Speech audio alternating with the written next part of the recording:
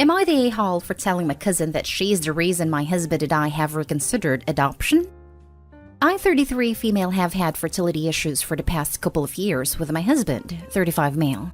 We went through with consultations, and while we had very promising results for treatment, the cost did give us pause. It wasn't that we couldn't afford it. We just weren't at the point yet where we were willing to pay. I discussed it with my husband and we were both fine with the idea of adopting. My cousin Tiffany, 25 female, is adopted, and she supported our choice in looking into it. However, this was a couple of years back. And during that time, Tiffany was reunited with her birth parents, and she's been acting pretty hurtful to my aunt and uncle since then. She keeps making posts about how happy she is to know where she comes from, and is happy about being reunited with her real family. She even talked about having her birth father walk her down the aisle as a chance to make up for lost time. Obviously, my uncle was very hurt about this, but when he voiced it, Tiffany got defensive. She called my uncle selfish, how this was about her, and that he knew what he signed up for when raising someone else's kid.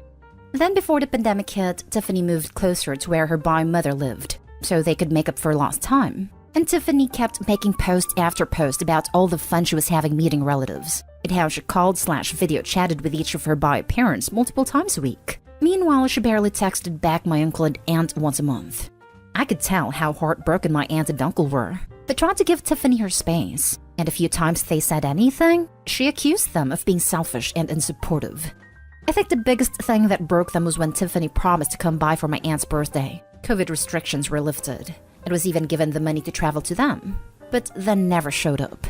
She called literally the day before to say that her bi mom had an emergency, so she wasn't going to make it, but didn't give back the money.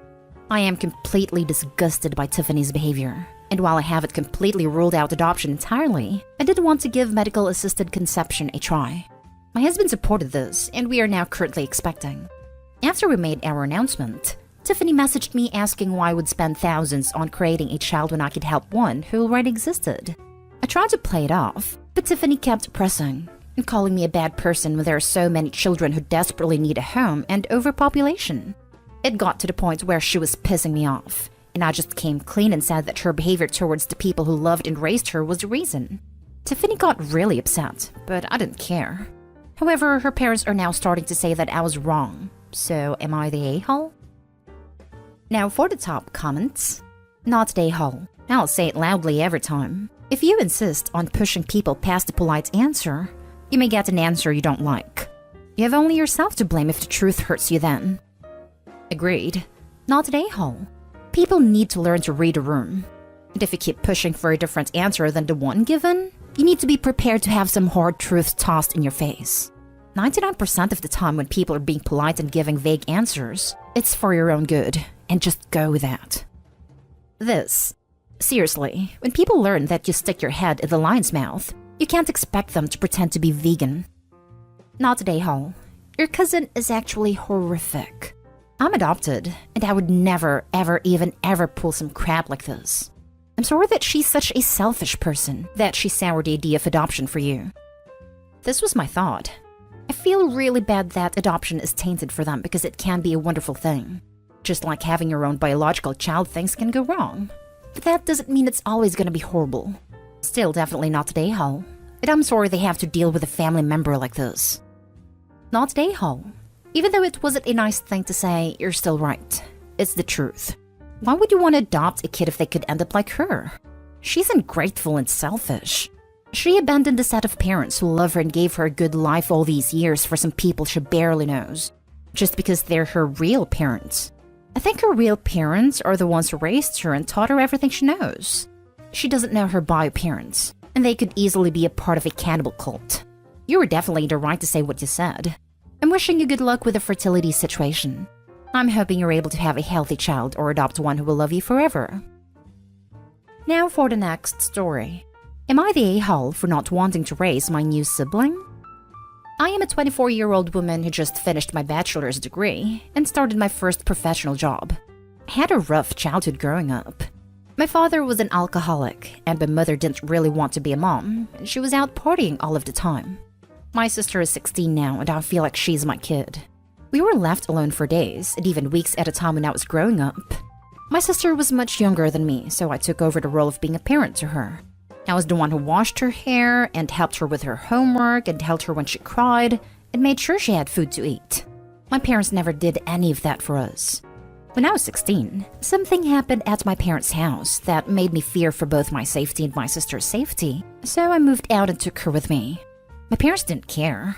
I got 2 part-time jobs, went to school, and raised my sister the best I could. We were really poor, but I would have given my life for her, still would, and she's a really good kid. A few years ago, my father died and my mom remarried. The new husband is pretty much a carbon copy of my father.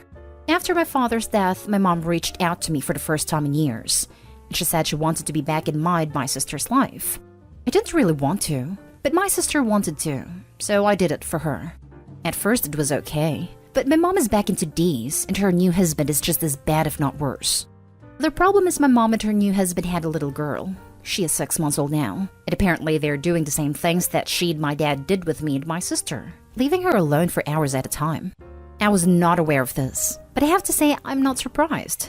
Another relative reported her to CPS, and now they need to find a temporary home for my half-sister or she's going to be put in foster care. My mom suggested me, but I said I didn't want to raise another one of her kids. I understand that she's my half-sister, but I have pretty much raised myself and my sister, and I'm just tired. I am finally looking at a future where my sister will be going to college in 2 years, and I will finally have a life of my own. I have sacrificed so much for my sister, and I don't regret that at all. But I just want to have a life where I can be lazy for a bit if I want, and I can focus on just myself, instead of constantly caring for another human being. I've never had that chance before. My mom is livid, and saying that I'm a horrible person for not taking in my half-sister. She says it will be temporary until she gets her life cleaned up.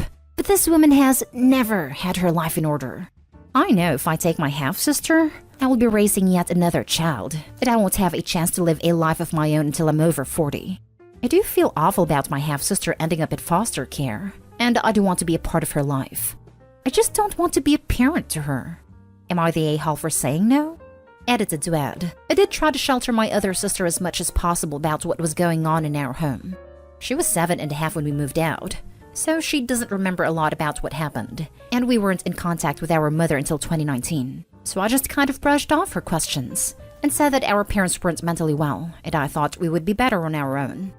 I was really hopeful that things had changed, but I still kept a really close eye on what kind of contact I allowed them to have. I've supervised every in-person interaction they've had, for example.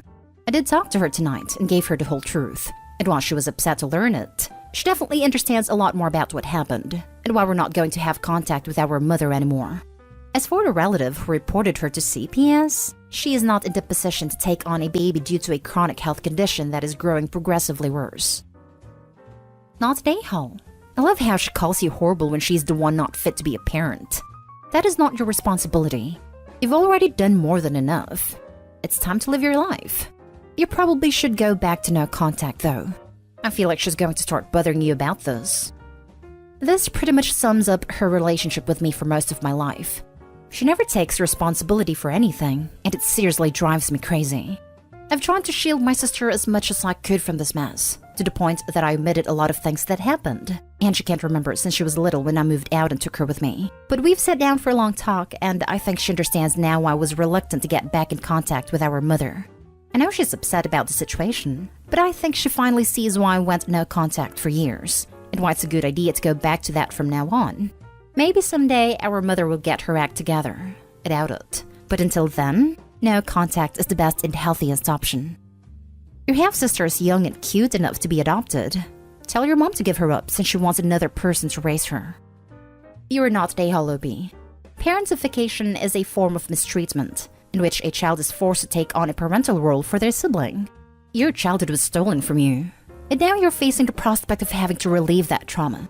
You've shouldered a heavy burden for the better part of your life, and it's okay to feel that you can't do it all over again.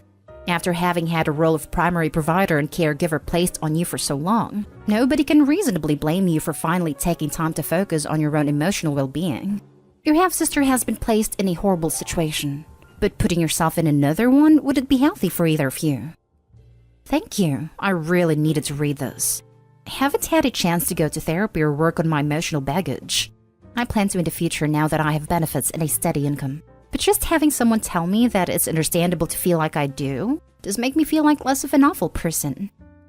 Not day haul. If it helps you to know this, a baby going into foster care with a chronically unfit parent is far more likely to be available for adoption while still young than that child would be if you take that baby first as family foster care.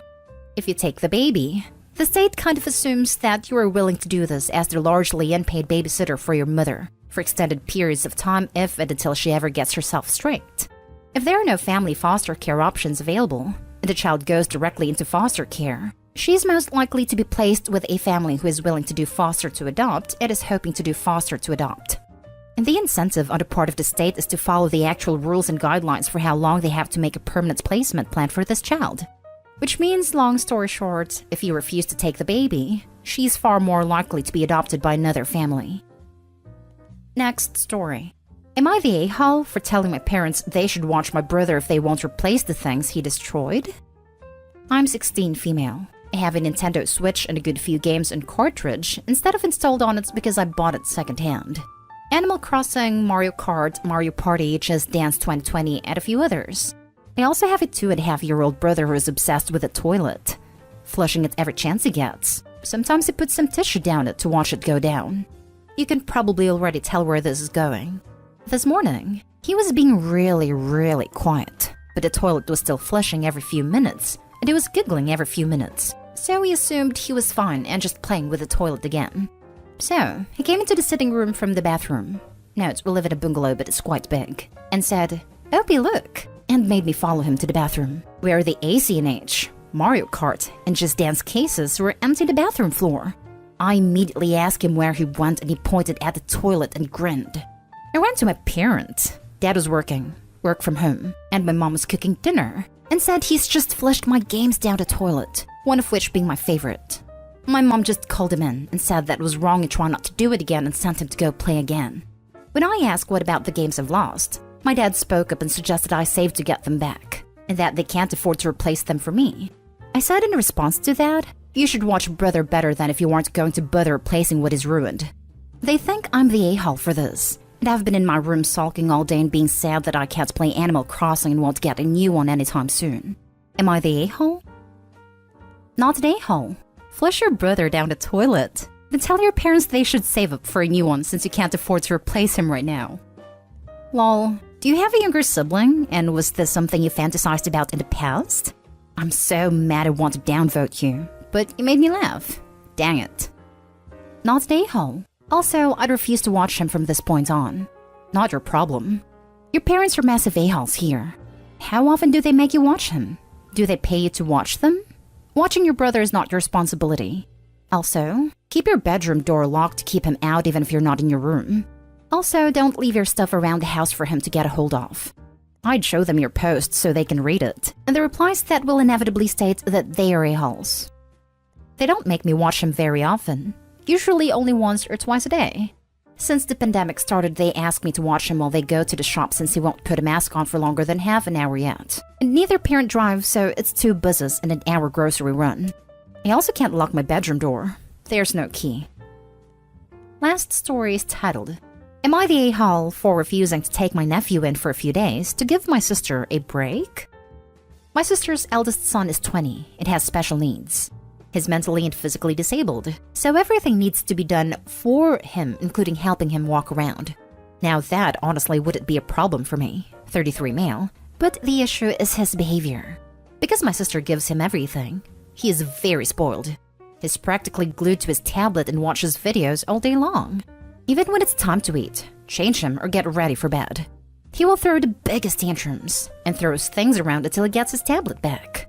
Behaves awfully with my kids and has made my eldest cry on a couple occasions. Another major problem is on many occasions he will start watching adult stuffs on his tablet at full volume, even at family gatherings. It's happened a few times at my own house in front of my kids, 9 male and 6 female. And yet, another tantrum if you try to get him to watch something else. My sister claims she tries to put parental controls on his tablet, but he knows how to disable it. For these reasons, my family and I don't visit. You can see why I don't want to take on the responsibility of having him stay here with us for a few days, just because my sister says she and her husband need a break for a few days. They could get a caretaker for him if they wanted to, but they're too proud for that. I love my nephew, and if physically taking care of him wouldn't be the problem, but I don't want him in my home with the way he behaves and makes my kids uncomfortable. Now my sister keeps saying I'm being a terrible brother/uncle who could be doing her a huge favor helping out with him. Am I the a-hole? Not the a-hole. You need to put your own children first. If they're able to afford a professional carer, then that should be what they do. It's not fair to place that pressure on family members. There are also facilities that will offer respite stays for 2 weeks to 30 days depending on their policy. You all should hold your ground. It's unfair to blame this on anyone in the family, but it's not their fault they need a break as it sounds complicated. Worsened by their choices or not, it's still a tough spot. Not the a-hole.